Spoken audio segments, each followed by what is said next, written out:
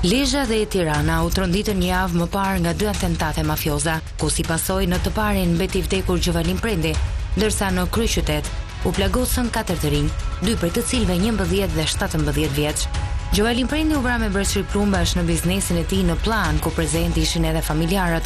Ai ishte babai i Roam Brahimit, apo si Dorel Prendit, i ekzekutuar po në një atentat një vit më parë në Athinë. Vrasja i 64 vjeçarit Gjovalin Prendi mbrëmjen e 17 prillit pranë lokalit të tij në Plan ishte humbja e 4 për këtë familje në harkun e 11 viteve.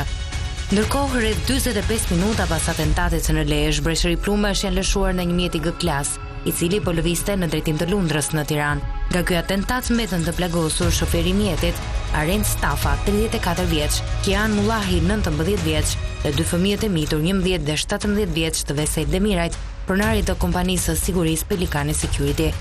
Nga hetimet e para dhe dyshimet e autoriteteve policore mendohet se 4 të rinj që u plagosën mund të mos kenë qenë shënjestër e autorëve, por të jenë gatëruar. Dyshimet janë se atentati në Tiranë mund të jetë planifikuar nga grua së Roam Brahimit, e cila jeton në të njëjtën zonë ku dhe të miturit dhe familjet e tyre jetojnë, si dhe se përdorte një mjet të së njëjtës markë dhe targa e mjetit të saj ndryshonte vetëm për një shkronjë nga targa e mjetit që u shëllua. Deri më tani pista e hetimit për vrasjen e Roam Brahimit janë fokusuar në hakmarrje, pasi 32 vjeçari ka pasur precedent të rrezikshëm kriminal në Shqipëri. Përplasjet e armatosura datojnë që në 2014, kur në një atentat vritën 2 kushërinjtë e tij, Lode Andreca e Taulant Prendi, do plagos Aurel Prendi.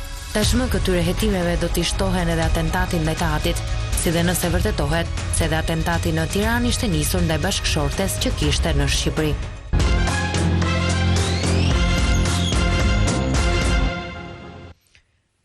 Kam të ftuar 4 kolegë të tjerë, duke nisur me Doriana Bezat, e cila na ka munguar edhe na ka munguar me mall në Top Story. Mirë se erdhe, mirë se u ktheve. Heraldo Harlicaj, mirëmbrëma. Eugen Beci, mirëmbrëma. Ervin Karamuqo, mirëmbrëma.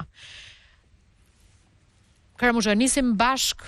Unë nuk dua të them asgjë që të lidh pjesën e parë të Top Story-t politikës me këtë, po një element do ta nis me ty dhe ta ndajmë si vijushmëri e të parës me të dytën, që arsyeja pse trajtojmë kronikën her pas here nuk është për të qartësuar emrat që u goditën, kush janë ata, çfarë interesash kanë, 3 njerëz, 5 familje, 3 grupime hakmarrëse, por logjika edhe e shfaqur në insert është një sag që nis që nga 2014-a, që në rast se zbulohet nuk ka kosto në jetë të pafajshme, ku qëndrojnë institucionet dhe si vijon jeta në Shqipërinë tonë në të nëndeshmen e vet, duke u nisur nga këto zhvillimet të ditëve të fundit, e nisim bashkë.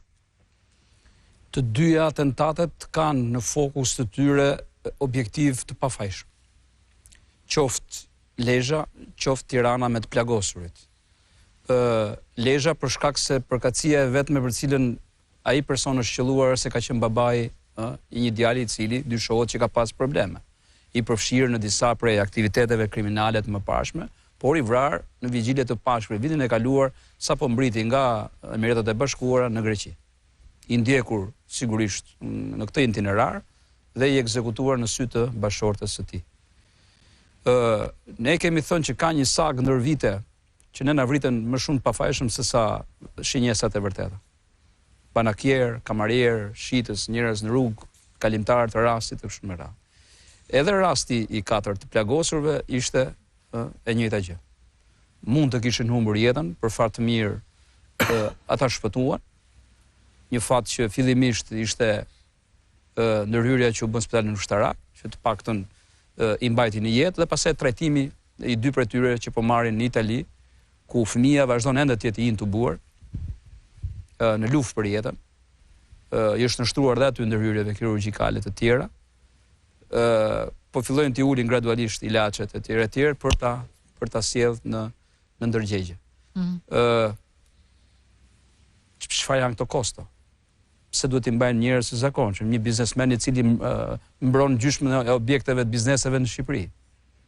Çonte fëmijën të mitur për ditëlindje. Edhe ktheheshe për të bërë prap një fest në shtëpi. Domethënë janë gjëra që na prekin edhe si prindër edhe si qytetar.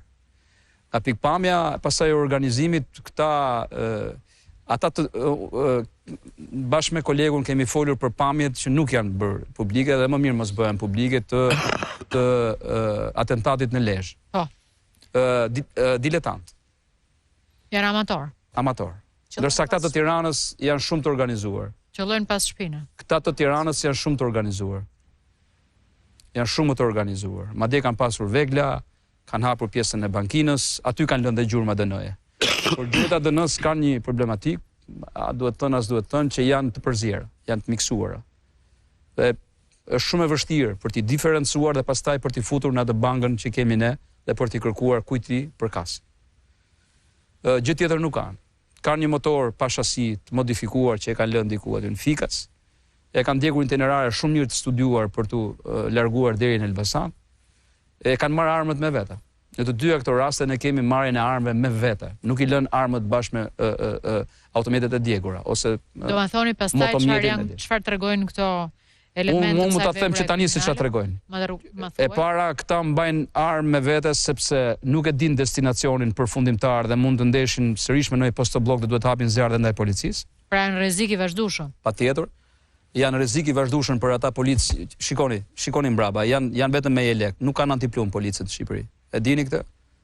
Disa kanë skaduar, të tjerët nuk është bërë tenderi akoma për t'i marrë. Ata që kanë I kanë të rënë dhe nuk I mbajnë dot. Po pse të rënë dhe nuk I mbajnë dot? A janë marrë për forcat e policisë ata që janë marrë? Jo, pra janë të tjerë jelek ata që përdoren nga ana e forcat e policisë në mënyrë operative, të tjerë jelek që përdoren NEA. Qartë. Dhe ne nuk kemi sot. Janë vetëm një kategori janë dhe unë nuk e di si nuk I veshin këta, sidomos kur ka postoblok që ti ke marrë instruktazhin të do kalojë njerëz me armë që kanë kryer atentat. Unë I shikoj vetëm me disa jeleke I kanë parë edhe dje dhe pardje. Edhe sot në darget I pash, ku është dhënë një lajm që është goditur dhe rrëmbyer një person, tu te sheshi Shqiponja, edhe aty postollogjet që ishin bërë me jelek prap. Ata persona kur rrëmbejnë janë të armatosur të gjithë. Dhe nëse ndalon policia mund të bëjmë prap. E bëj paralajmërimin her pas here që sa kem të mundur të ndikojë te këta që të marrin masa. Është bërë luftë e vërtet kjo, nuk është më imagjinare. Ata janë të vërtet aty, me Kalashnikov në mes të një aksi të unazës Tiranës që bëjnë të tilla akte deri diku një limiti kasapane. Paramusho, duhet bëjmë, sepse kemi shumë kërkesa në Top Story, një emision shumë thelluar për policin, për sigurin, për gjithçka që I takon trajtimit dhe trajnimit tyre, për policinë në institucione të ndryshme nga ajo e burgjeve dhe diku tjetër, dhe këtë do ta bëjmë edhe sepse na kërkohet nga familjarë të policëve dhe të vrarë dhe më gjerë se sa kaq. Dorian dhe Eraldi më pas. E ke ndjekur njërën prej sagave të këtyre familjeve dhe së fundmi, mund të qartësojmë për ata që nuk duan të ndjekin kronikën pa pjesën e dhimbjes së madhe vetëm si kronologji, sepse nuk e kemi qëllimin për të transmetuar terrorin, kemi qëllimin për të transmetuar ngjarjen. Si qëndron ajo e Tiranës dhe Lezhës?